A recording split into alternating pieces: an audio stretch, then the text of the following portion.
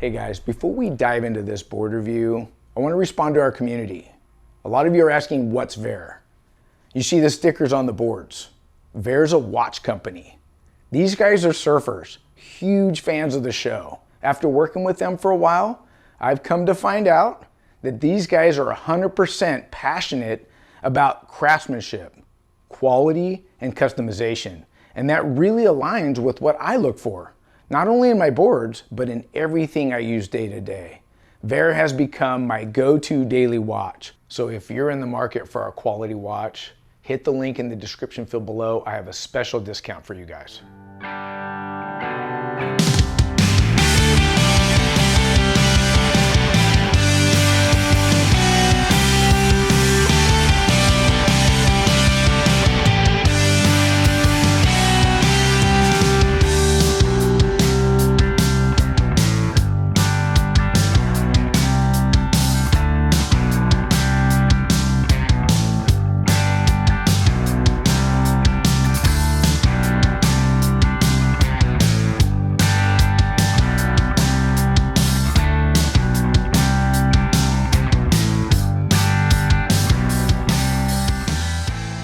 Hey guys, welcome to Surf and Show. I'm Noel Salas. Today's surfboard review, the Dumpster Diver 2 by CI Surfboards.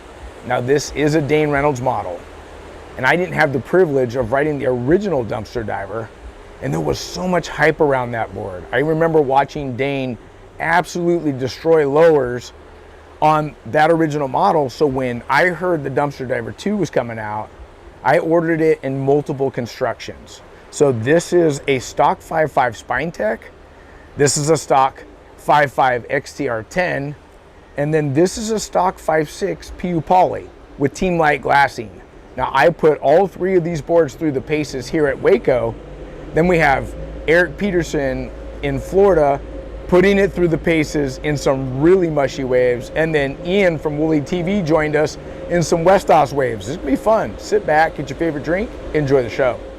Now the first place I started was on the 5.5 XTR10. Now if you follow the show, I'm a huge fan of the XTR10 foam with the different carbon layups they run. It gives you that spring, that pop and projection through turns. And I got the board light because I want to put it in the lip as quick as possible. Now, I wanted to start with a twin plus trailer because that's what I'm familiar with and that's what I ride out here in the pool most of the time. And I didn't have Dane Reynolds' new thruster set yet. So I started with the AMTs. Now I've ridden these a bunch in the ocean, and what I like about them is they have the wide base that's going to give me the drive. It's a bigger fin than your typical thruster, and it's really upright. And those are great combinations for me because I need something wide to push off of. And since it's more of a performance outline, this upright template's going to get me into the lip real quick. And I've had the experience of riding these fins so much that even the stabilizer is a bit longer than most others that I ride in the typical sets here at the pool. So that's going to give me a little bit more traction, but it still keeps the tail nice and loose and playful. Now, I spent about, 4 hours on the XTR10, and I gave it a good 2 hours at least on the Twin Plus trailer, and it felt a tad loose to me, almost twitchy-like. I did connect and get some good turns. The board felt fast and I was getting into the lip pretty good, but then the board feeling kind of like it was almost too responsive. Almost a little like when I say twitchy, kind of shaky almost. So then Dane's fins came in and I started with the medium. Now, if you're not familiar with Dane's new fins, they have a raked side fin and the center fin's a bit more pivotal. It's kind of more upright. It's a little bit smaller, and the whole idea is to have the drive from the side fins, but the pivot that you want with the center fin, and with it being a little bit smaller, it's kind of gonna give it that twin plus trailer vibe. And I started with the medium fins in the XTR10 because I was familiar with the way the board was flexing, that pop, that projection and drive. I don't want to switch around the board and fin too much. So I just put the medium fin set in and it felt a lot better. It stabilized the board. I'm thinking, okay, I'm getting better turns. Now I do want to say this, with the medium fin, it keeps the board loose. The board's responsive. I'm getting the somewhat of the drive and somewhat of the pivot I'm looking for, but I'm used to riding a large base here at the pool. So these felt better in this board compared to the Twin Plus trailer, but then I got the large set and put it in the XTR10, and that was the money setup. It had the large base and the large side fins with the rake, so I had maximum drive, and that pivotal center fin, keeping it loose and playful, and that was the best setup in the XTR10, Spine-Tek, and PU Poly. Now coming off the XTR10, working out the fins, so I jumped straight on the Spine-Tek. It's 5.5, same volume. I want to compare apples to apples. And one of the things I noticed about the Spine-Tek is I've been riding it for years, and from the moment I stepped on the first right, the pop, the projection, coming in and out of the turns, there was so many good rights in the first hour that's how I knew I was connecting. And then going into the lefts, it was top to bottom surfing. So no 2-pump bottom turns and lots of keepers. And when I got out of the water, I was telling Aaron, I'm like, is it just me, or did we get a lot of good keepers on the Spine-Tek? And Aaron says, that board looks amazing on you. And I thought, okay, XTR10 felt good. However, could this be a favorite now? And the one real way I can tell on a board is how many keepers I get with the least amount of time that I spend on the board, and how much I want to keep riding it. In this show, we go from board to board to board. So lots of reviews. And once I'm done with the board, it's rare that I get to ride it again. So I savor the moments and the time that I get on a board that becomes a favorite. So I knew we had the PU Poly to ride still, but the Spine-Tek, the more I rode it, the more familiar it felt, the better I got on it. And what I liked about it was how seamless it was between the turns, how tight the roundhouses were, and how quick the rebounds were. Now, one of the things I really appreciated about this particular one is it does have a larger spine. Remember, I'm 172 pounds. So I have had other Spine-Tek boards with a smaller spine, and if I'm lighter, that's fine. But as I get heavier, I feel like CI did a good job by giving me a bigger spine, so the board's flexing appropriately to my weight. And that's what I'm talking about. The instant connection with the board, the Spine-Tek really kicked it up into a whole nother level of me enjoying my time out here at Waco. The next thing I want to talk about is the durability. 4 hours, both boards, they're both in pretty good shape. However, the pressure dents are quite a bit lighter on the XTR10. So when it comes to pressure dents, XTR is a bit more durable. Now in the PU Poly, I went an inch longer and kept it Team Lite on the glassing because I want the performance. It's really about how light or heavy the board is, especially here at the pool. This would not be my first choice here. And most PU Polys with the stock glass job are going to be quite a bit heavier compared to a typical Spine-Tek or XTR EPS epoxy build. So going Team Lite, it actually caught me by surprise at how good the board felt. There was a couple waves on wave one where it's probably the steepest, most lined up wave here at the pool.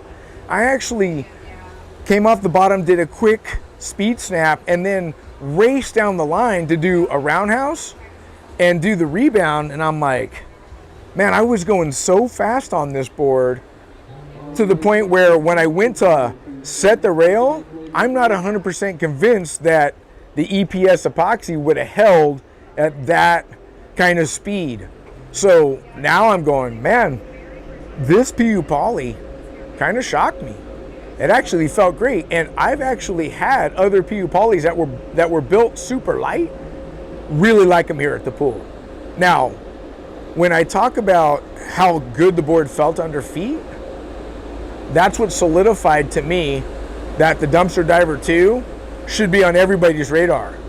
This board is not only fun in the pool, it's actually the best CI board I've ridden at the pool. I've ridden the Rocket Wide Swallowtail, the Squash Tail, the Neckbeard 2, the Neckbeard 3, they all have the right type of rocker here, but I've got probably, from my own perspective and the way I want to surf this pool, I've got my best clips on any of the CI boards on the Dumpster Diver 2. And I thought that it would only be in the Spine-Tek and the XTR10, but the PU Poly held its own out there. And the only thing I can say that's negative about the PU Poly, with being the Team Lite glass job, is after 4 hours of riding each board, the PU Poly deck is pretty well pushed in on pressure dents from my front foot. I'm a little heavy on the front foot, so that's pretty typical for me on a PU Poly. All right guys, this is the Dumpster Diver 2. It's a stock 5.8. Mine is an XTR10 construction. What I really liked about this board, this thing was fast and it was really spicy, especially in the flat sections and weak conditions I have here in North Florida. I had a really good time on it. I tried it in anywhere from knee-high conditions all the way up to stomach to chest high. All the waves I rode it in here were pretty mushy though. I think the best combo of fins for this board are the AM larges with a pivot rear set. I tried it also as a 2+1 and it just was a little bit too loose for me. I couldn't get the hold that I was looking for. So this XTR10 construction, I think gives this board a little bit of extra zip, spring, and spice in smaller conditions. I had a really good time on it. So when I hold this board, when I pick it up, to me it feels a little heavier than a standard epoxy that I would get. But it's lighter than a PU. It's kind of falls in that in-between weight. And this board's a lot more dense and a little bit stiffer. So what does that do for me? It means when I build it up with a bigger rail turn, then it springs out with more speed. So when I'm going from rail to rail on this board, or when I dig it in and build up a lot of flex, it gives me a lot of spring and release, which adds a lot of spice and zip, which I love. Back at Asa's house. What's up, brother? Excited. Again? Dumpster Diver 2 Spine-Tek. Yep. You rode it Pivot Twin Plus trailer. I did. Exclusively. Mm-hmm. How'd it go? Super fun. Super fun board.